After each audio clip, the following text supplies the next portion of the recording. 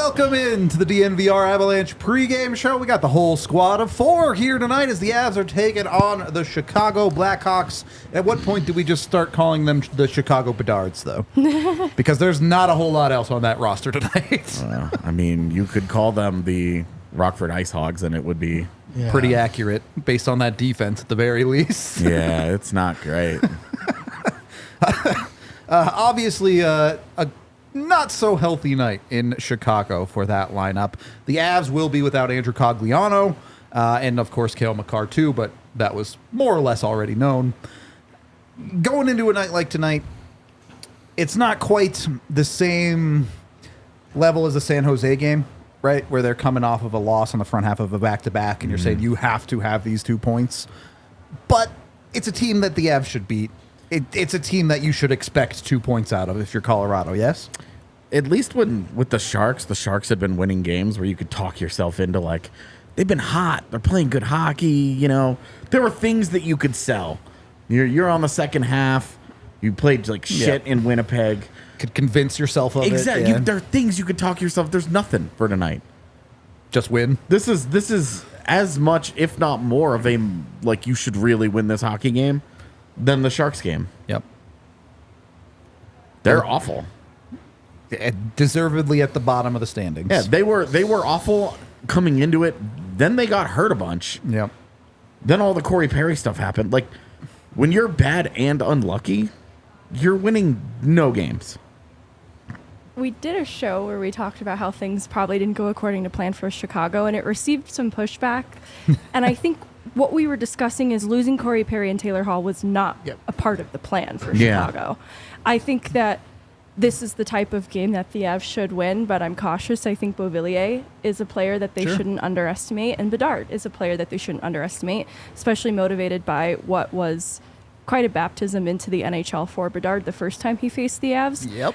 I don't necessarily think that it's going to be a high-event game necessarily, but it is one that the Avs shouldn't underestimate. I think they've had a mix of playing up or down depending on the competition, and this is the type of game where they need to at least meet it with a little bit of respect because these are still 2 important points that they should be getting.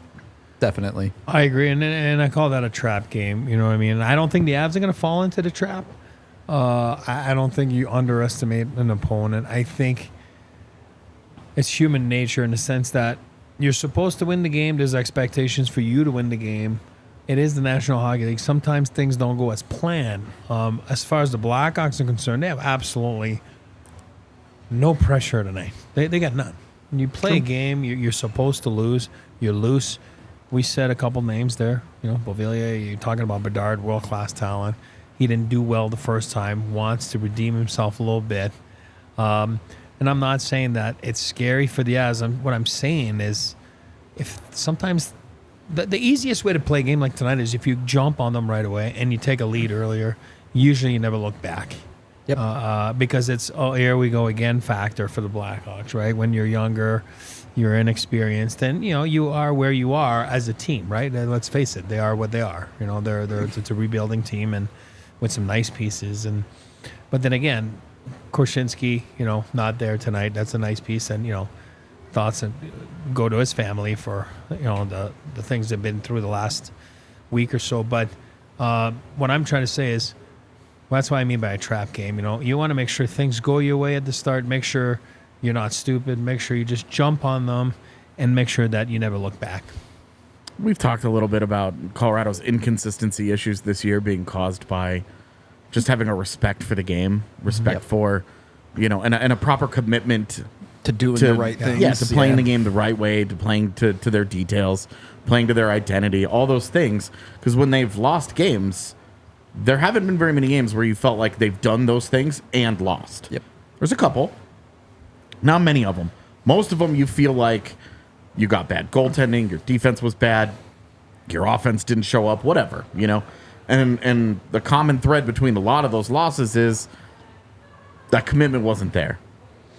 Because when the Avs play the right way, they're really, really, really good, and they win the majority of their games. I don't even know if it's that necessarily. It's when they play the right way, they don't make the catastrophic errors that make their life impossible, right? Yeah, they don't give things away that make that put other teams in position to beat them. Because the Avs don't just straight up lose many games. When they're not spotting teams 2 goals. They have given a couple of them away this year. Just freely been like, it's all you guys have it. Yep. So, also, Megan mentioned Anthony Beauvillier as one of the guys that you have to look out for. She's right, but, like, Beauvillier, if you put Beauvillier on the Avs, like, is he like their 7th best forward? Yeah, a third liner type guy, yeah. And I think that right there speaks to just the talent disparity in it. Mm-hmm. And when, on a normal night, Chicago's defense is outmatched. It's a bad defense. Tonight it's nuclear bad. You take Alex Vlasic, Kevin Korchinski, and Seth Jones away from that defense, and you're like, well, those were 3 guys that actually belonged in the NHL. Yeah, playing on that defense, and they didn't really have much in the way of a replacement. Connor Murphy as your number 1 is a tough look. Like, they're having a conversation on CHGO's pregame show right now, I imagine, about, like, Jared Tenorti's on his way back. Like, you're digging deep at that point. Yeah, like that's like a number 8 in a good organization. I just want to say I would like Beauvillier on the Avs. Oh, same. On the subject of Yeah. putting him on the Avs, I would love that. I have wanted this for a long time. I also really wanted the Caleb Jones redemption game tonight, playing opposite Seth, but it can still happen. This organization, I won't say gave up on him, but they just couldn't make room for him. Yeah. Shipped him out to Carolina. Now he's here.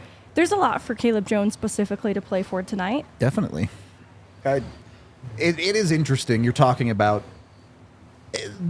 in a world where the 6th defensive spot is up for grabs in a healthy Avs lineup, you have Sam Malinsky, who has clearly pushed that door open.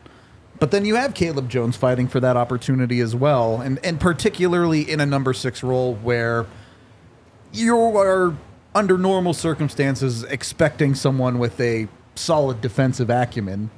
Maybe Caleb Jones fits that role a little bit better if Jack Johnson needs a night off. Jack Johnson doesn't need nights off. It is forced into nights off. How about that then? Okay. He's a tank. Nights need off from Jack Johnson. All right? He is a tank. He's our Chuck Norris. Okay. Chuck Norris. You say so. Before I go down this rabbit hole, let's get to Big E's 3 keys. Before I lose my mind about Chuck Norris. Chuck Norris. Number 1, who is Chuck Norris? No, I'm kidding. Keep finding the chemistry within this lineup. What do I mean by that is, right, we know the pieces that are not there, but last game there was some sort of chemistry, right? Mm-hmm. I mean, there was the Druin, starting to look like, what is it, AJ? Shakespeare. So I was going to say Picasso. Shakespeare. Follow up from last game. Opportunities are there. Jump on them. Like Cogliano's not there tonight, so I'm assuming Ben Myers is back in, right? Here you go. Here's an opportunity. If you're skating in Loveland, it's a different opportunity than if you're skating in Chicago. There's a chance for you to make the team, make decisions. Auditions for later, auditions for playoffs. Coaches are creatures of habits. They remember those things. And it's a big, I'm using Ben right now, but that's a big game for him. Number 2, offense from the D zone. We were just talking about it. What do I mean by that? Be tight and quick in the D zone. Don't spend time in your own end. It's going to result in a ton of scoring chances with the decor that the Chicago Blackhawks are icing tonight. So don't cheat the game in your own end. It will lead in transition to some scoring chances. As we know, the Avs like to activate. Do it tonight, but apply yourself in the defensive zone. Number 3, power play strike. It changes a game. We saw it last game.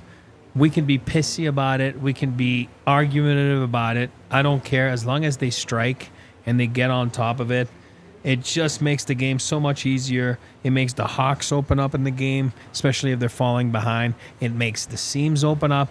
So the power play is a huge thing tonight, and you want them to go when they go back to the bench. Oh, here we go again.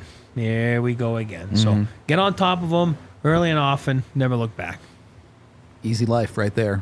They do those 3 things, I bet you they win this game. I bet money on it. Avs. have been a very good team at home, 12-4 on the season. On the road, 7-6-2. Technically over 500, but they have more losses than wins on the road this year. Is a game like Chicago a confidence builder for them on this? I don't call it a road trip, whatever you want. They're away for this game. Is this a confidence builder, or do you think the Avs need to be focusing on doing certain things better on the road? Yeah, winning would be a good thing to focus on. Thank you. I appreciate that. You know, like I think that's where the confidence comes from, Sure. right? Is that you get a game like this, and you have a bad and injured Blackhawks team. Like, you have a bad team that's also down right now. Yep. Keep them down and build off of the game that they had against San Jose. And they do that, and you start to feel like, okay, sure, it's only Chicago, but losing sends the confidence in the other direction. Sure. So it's kind of an important swing game in that way, that your next road game, I think, is Arizona. Yep. Coming out of the Christmas break. Yep. Which you're probably going to lose. But to feel better about it, to feel better going into it, win this hockey game. Okay. Today always sets up for tomorrow. Success today always sets up for success tomorrow.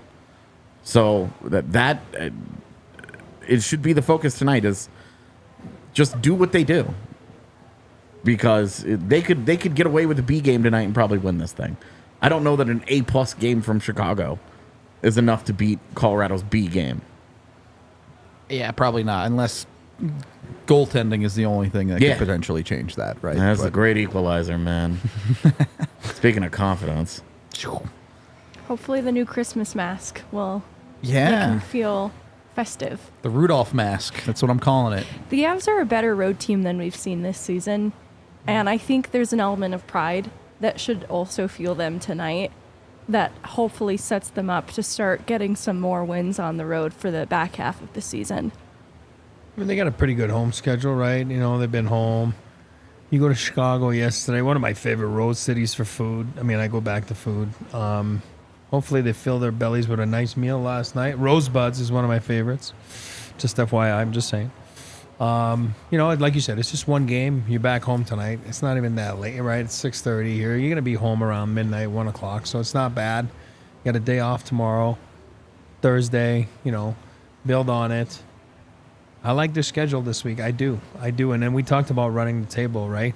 Obviously, one game at a time, but you win tonight, then you're coming home Thursday against Ottawa. Thursday, correct? So new coach and, whatever. I mean, they're playing in Phoenix tonight, but, they'll be up for it, right? I mean, new coach and Daniel Alfredson's coming back and as an assistant coach. And, and then it's Christmas and the holidays and all that kind of stuff. So there can be some distractions. So tonight for me, I'm going to use Rudo's words from last game, like, it is a must-win. You know what I mean? Like, it is a must-win. You want to win that game for all the reasons. I was talking to some fans who came to the bar downstairs from Missouri, which, by the way, shout out them. They were saying they want to see some depth scoring get going tonight. They'd love to see a goal from that fourth line of Olofsson, something like that. Let me ask you guys, would you rather this be a keep-it-rolling game for your top line or a get-right game for some of the guys that haven't produced as well as of late? No, you're not allowed to say both on this one. I mean, you don't need to. I mean, your top guys just destroyed San Jose the other day, right? Yep. Like, they tore Nathan MacKinnon a 4-point game. But you also did get depth scoring. Yeah. So get Woody. more of that. Both. It's a really cheap way to say Megan both. said Yeah. both. I heard Megan. I heard Megan. Like you got 2 assists out of Jonathan Duran. You got a goal out of Ryan Johansson, goal out of Miles Wood. Yep. You would really, really, really love to see Ryan Johansson continue to give some production that makes you feel like there's something there, that there's a pulse. Yep. As much as you and I are like, look, are the Ryjo problems overstated a little bit? I think so. But it's a problem. You still need a lot more than he's given you, for sure. It's a problem. So you want to see him start to come alive a little bit, because you look at Jonathan Duran, you're like, okay, that happened. Yep. Now you're starting to feel like you're moving in the right direction there. Yep. Wood and Colton have produced more or less from the start. Yep. at rates that you're comfortable with. You'd really love for Ross Colton to like Start ticking it up a notch. take like a mini leap from like a maybe he's a 40-point guy to maybe he's a 50-point guy. Yeah. So I would love to see that. I would love to see Ross Colton really, really step into, hey, Ryan Johansson has left this opportunity on the table for you. Take it away from him. And maybe that inspires something out of Ryjo. I don't know. Coaches have been trying to get something out of Ryjo his whole career. This is more or less like what we thought. This is always who he's been when they got him. Yeah. So Ross Colton is the guy that I would say. That's the guy I'm looking at the most, saying Opportunity I awaits. really yeah. want to see it, especially against a bad team that has no defense. Like, Sure. you don't have to do any matchup hunting here. You're better than most of their team. Just like go be better. You don't become a 60-point player without getting points against bad teams. Put it that way. Yeah. Maybe even feasting a little bit. Yeah. This side, just throwing it out there, LOC still only has one 5v5 goal this year. Is there something more you want to see out of some of those depth options? I want another shorthanded goal. I'd get no complaints from that. No, I think that this is not the depth answer, but I want Nathan MacKinnon to continue eating Sure. and extend his point streak, because I think that is just something that becomes unstoppable if it's an Avalanche that just like a snowball rolling downhill for him. But from the depth perspective, this is where I'm inviting anyone. It could be Kivi Ranta, it can be Ben Myers, who has a lot to prove to Jared Bednar to continue being the call-up option over Riley Tufte, just Yep. as an example.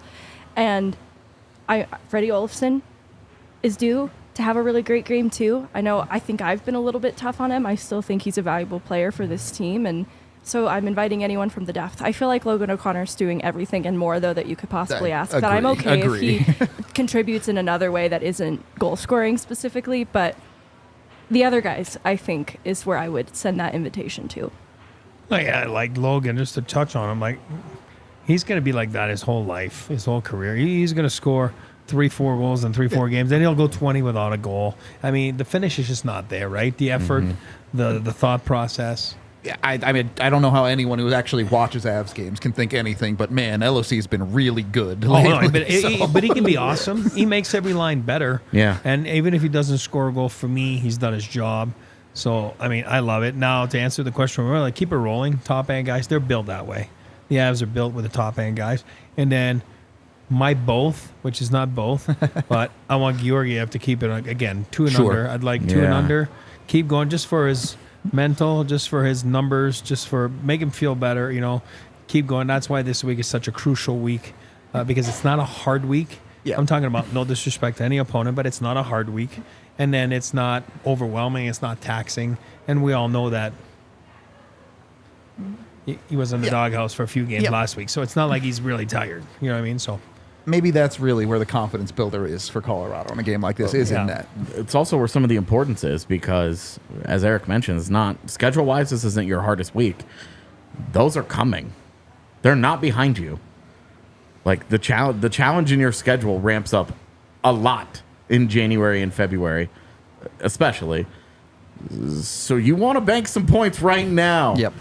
Because if you start playing, if you understandably are in the 500, you go 6-4, whatever, when you're on a 6-game road trip out east and you're playing a bunch of really good teams, you'll feel like, you'll be like, hey, that's pretty good. All right, we'll take that. Yep. But you're less comfortable with that if you lose some of these games. You need, Yeah. you really, really, really need to take advantage of the soft part of the schedule right now. This should really, they really should win this game. They should really beat Ottawa. They should definitely split with Arizona. Yeah. And it starts tonight. You can't win those games yet, but you can win this one. Winnipeg lost in overtime the other night. Dallas won, so you're still, right there in a fight for the top of the Central Division. Dallas technically ahead because of a game in hand, but that's about it. So it's a good time for Colorado to bank points. And one other thing I will say, to your guys' point on MacKinnon, TSN, I think it was, put out the tweet today. Saw that. A calendar year of 2023, no one has more points Better than than Connor McDavid. By I'm 2 just points. kidding. And It is. 2 points. He's got 120. I think it was Kucherov that had 124, 122. 122. Yeah. And Was then it Kucherov or I think was it- McDavid had like 112 or something. Yeah. Boo. It was McKinnon, McDavid, and then I actually... Well, I thought it was It was by Kucherov in 2. second. Okay. I thought it was McDavid. I'm the dumb one. It is then. McDavid. Yeah. It is by 2. It It is was by 124 2, to yeah. 122, Yep. I think. I And saw that. McKinnon had like 9 more games played, and I was like, Who cares? Still more. Shh, don't say anything. Either way, hopefully the Avs keep rolling. I took my bets to keep a couple of things rolling, including the Avs winning the first 10 minutes. Jump on them early, like Eric said, at plus 190. Drew in plus 200 for an assist tonight at any time, not just power play. So I took that one. yes, I love that. Yeah. It's good money on that I bet. love that. And then, just like the last time the Avs played Chicago, I'm taking them to keep Bedard off of the score sheet. Can Connor Bedard please be the one superstar that doesn't pop off against the Avalanche? He just dunks on them all the Yeah, time. the one that they're like, we don't let this guy do shit against us. I'm here for it. Or at least keep him down until that team is good again. Yeah. Like when they're bad, just don't let that one guy do this to you. Oh. I like all 3 bets. I do. Sometimes I get good ones, sometimes I get bad ones. We'll have to watch the game to wait and see. Watch it with us on the watch along, and when you do, be sure you get in on my bets with Bet365. Of course, you must be 21 or older, physically located in Colorado, and if you or someone you know has a gambling problem, call 1-800-GAMBLER today. That's all we got for the pregame. Like I said, watch along coming in a couple minutes. If that's not your thing, we will be live postgame, doing it all, breaking it all down, whatever happens. So join us there. We appreciate y'all, and we will see you soon. We all silly like the mayor.